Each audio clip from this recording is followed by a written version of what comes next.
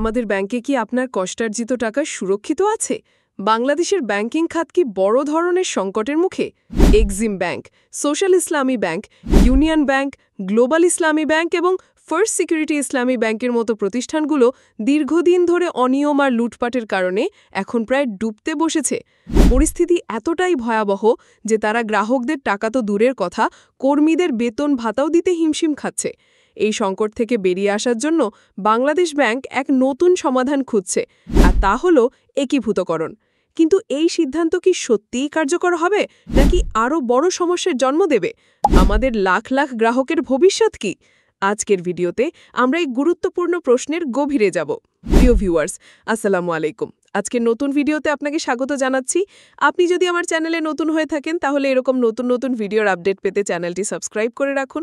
ভালো লাগলে like comment করুন, আর সম্পূর্ণ ধারণা পেতে পুরো ভিডিওটি না টেনে দেখুন। তাহলে শুরু করা যাক। বাংলাদেশের ব্যাংকিং খাতে এখন এক বড় পরিবর্তন আসছে। 5টি বেসরকারি ব্যাংক, এক্সিম ব্যাংক, সোশ্যাল ইসলামী ব্যাংক, ইউনিয়ন ব্যাংক, গ্লোবাল ইসলামী ব্যাংক এবং ফার্স্ট সিকিউরিটি ইসলামী ব্যাংকের মতো প্রতিষ্ঠানগুলো দীর্ঘদিন ধরে অনিয়ম আর লুটপাটের কারণে এখন প্রায় ডুবতে বসেছে। পরিস্থিতি এতটাই ভয়াবহ যে তারা গ্রাহকদের টাকা তো দূরের কথা, কর্মীদের বেতন ভাতাও দিতে হিমশিম খাচ্ছে। এই সংকট থেকে বেরিয়ে আসার জন্য বাংলাদেশ ব্যাংক এক নতুন সমাধান খুঁজছে, আর তা হলো একীভূতকরণ। তবে এই একীভূতকরণের সিদ্ধান্ত নিয়ে বেসরকারি ব্যাংকগুলোর চেয়ারম্যানদের মধ্যে দেখা দিয়েছে মিশ্র প্রতিক্রিয়া। একদল যেখানে একীভূতকরণকে অনিবার্য সমাধান হিসেবে দেখছেন, অন্য দল সেখানে ভিন্ন মত পোষণ করছেন।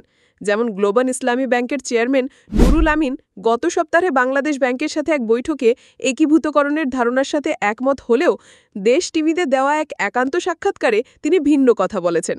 তার মতে, সরাসরি মার্জার বা অধিগ্রহণের পরিবর্তে ব্যাংকগুলোকে যদি রিক্যাপিটালাইজ করা হয়, অর্থাৎ অতিরিক্ত মূলধন সরবরাহ করা হয়, তাহলে তারা নিজেরাই ঘুরে দাঁড়াতে পারবে। তিনি বলেন, আমাদেরকে রিজলিউশনে অ্যাগ্রি করেছি মার্জার অ্যাকুইজিশন সরাসরি এই কথাটি বলিনি যে আমি হাত পা ছেড়ে দিলাম, এখন মার্জার করা হোক।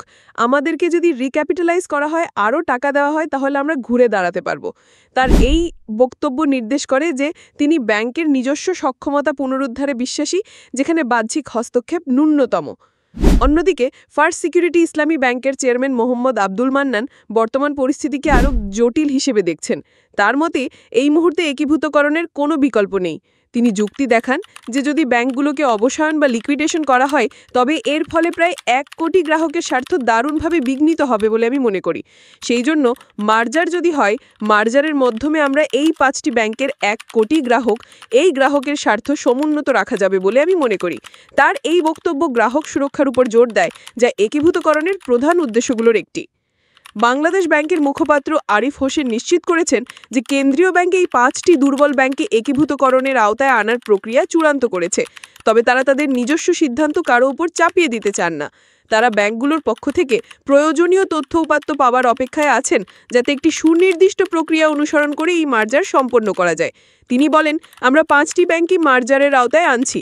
এই বিষয়টি বাংলাদেশ ব্যাংকের তরফ থেকে চূড়ান্ত। তাদের নিজস্ব সিদ্ধান্ত কারো উপর চাপিয়ে দিতে চাচ্ছে না। এই জন্যেই আমরা কিছু প্রসেস ফলো করছি। ওই ব্যাংকগুলো দেখি তারা আমাদের কাছে কি তথ্য উপাত্ত সরবরাহ করে। এই প্রক্রিয়ার স্বচ্ছতা নিশ্চিত করার উপর জোর দিচ্ছে কেন্দ্রীয় ব্যাংক। তবে অর্থনীতিবিদরাই একীভূতকরণ প্রক্রিয়া নিয়ে তাদের উদ্বেগ প্রকাশ করেছেন। ডক্টর আম্ভর রাজ্জাক প্রশ্ন তুলেছেন যে একাধিক দুর্বল ব্যাংককে একীভূত করলে তা কতটা কার্যকর হবে। তিনি এর তুলনা করছেন অনেকগুলো শূন্যকে যোগ করলে ফলাফল শূন্যই থাকে এই প্রবাদের সাথে। তিনি বলেন, যদি সবগুলো ব্যাংকেরই অবস্থা খারাপ থাকে এবং এগুলো যদি একসঙ্গে মার্জ করা হয়, অনেকে বলে যে শূন্যের সঙ্গে অনেক শূন্য যোগ করলে তো শূন্যই হবে।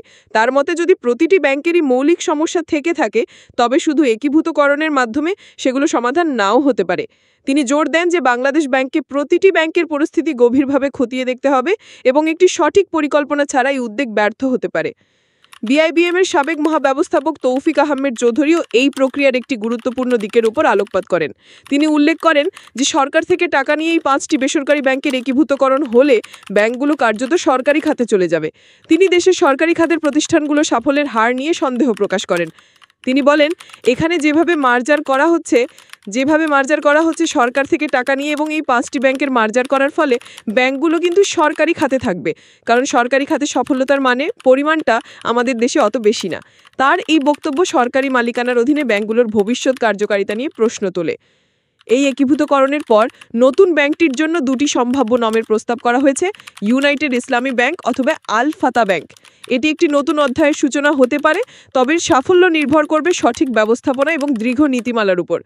তাহলে দর্শক, বাংলাদেশের ব্যাংকিং খাতের এই সংকটময় মুহূর্তে একীভূতকরণই কি একমাত্র সমাধান, নাকি এর পেছনে লুকিয়ে আছে আরও গভীর অর্থনৈতিক চ্যালেঞ্জ? গ্লোবাল ইসলামী ব্যাংকের চেয়ারম্যানের রিক্যাপিটালাইজেশনের প্রস্তাব, ফার্স্ট সিকিউরিটি ইসলামী ব্যাংকের চেয়ারম্যানের গ্রাহক সুরক্ষার তাগিদ, বাংলাদেশ ব্যাংকের মুখপাত্রের স্বচ্ছতার আশ্বাস, অর্থনীতিবিদের সতর্কবাণী এবং একজন সাবেক ব্যাংকারের সরকারি মালিকানা নিয়ে উদ্বেগ, সব মিলিয়ে পরিস্থিতি বেশ জটিল। লাখ লাখ গ্রাহকের আস্থা এবং দেশের অর্থনীতির স্থিতিশীলতা রক্ষায় এই উদ্যোগ কতটা সফল হবে তা সময়ই বলে দেবে। তবে একটি বিষয় স্পষ্ট, ব্যাংক গ্রাহকদের বাঁচাতে একীভূত হওয়া ছাড়া অন্য কোনো বিকল্প পথ নেই বলে মনে করছে কেন্দ্রীয় ব্যাংক।